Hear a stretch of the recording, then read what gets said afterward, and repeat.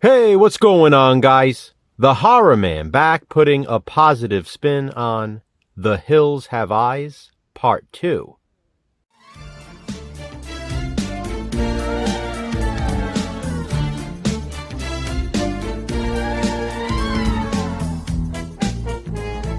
The Hills Have Eyes Part 2 was Wes Craven's 1984 follow-up to his original film, The Hills Have Eyes, that was released in 1977. Like that first film, Wes also wrote and directed the sequel. The original movie has a current IMDb rating of 6.3 out of 10. The Hills Have Eyes Part 2, on the other hand, only has a 3.7. This one is infamously hated, so it was an obvious choice for positive spin. In fact, Jason and I were not particularly looking forward to watching The Hills Have Eyes Part 2. But we needed to do it for Franchise Frenzy anyway, so we thought we would kill two birds with one watch and cover it for positive spin now. And would you believe it? I mean, you probably will, because that seems to be the way these things go.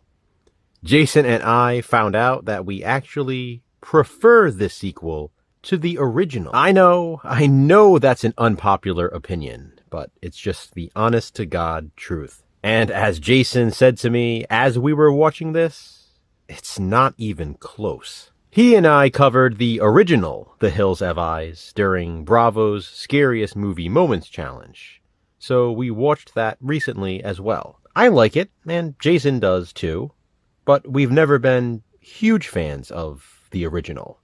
It's never been a favorite of ours. There is something about this sequel, though. A lot of things, in fact, that make us love it. Jason will tell you his positives, of course, in his video, and now I'll tell you mine. First and foremost, it is Wes Craven. He wrote and directed The Hills Have Eyes Part 2. So, that's a positive. Despite being taken straight out of Crystal Lake, I do enjoy the Harry Manfredini score in this sequel. I love that the beginning of this one takes us out of the hills and to a populated town.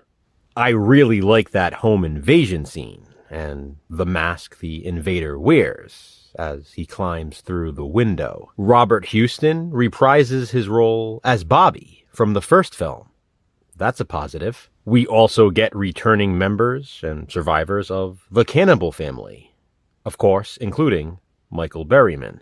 I love what this one does with Ruby's character from the first film, but I won't spoil it here in case you haven't seen Part 2.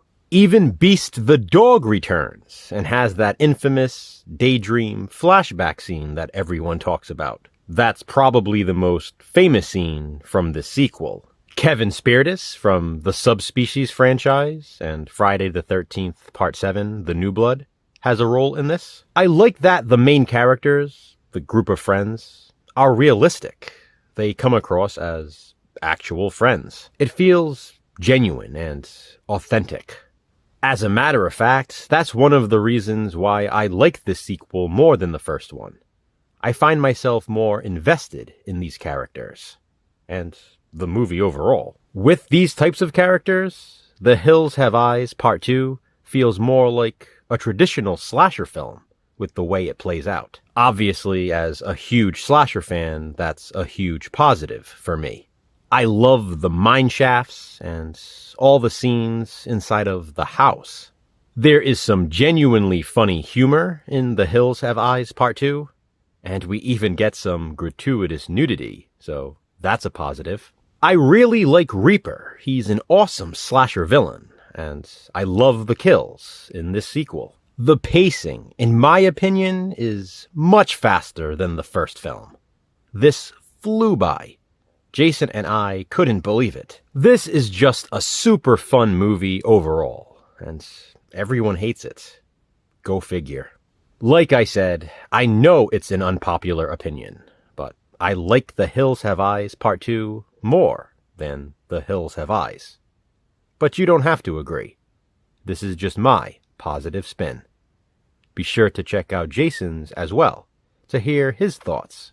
This here, by the way, as you can see, is my Thorn EMI HBO video VHS release of the film.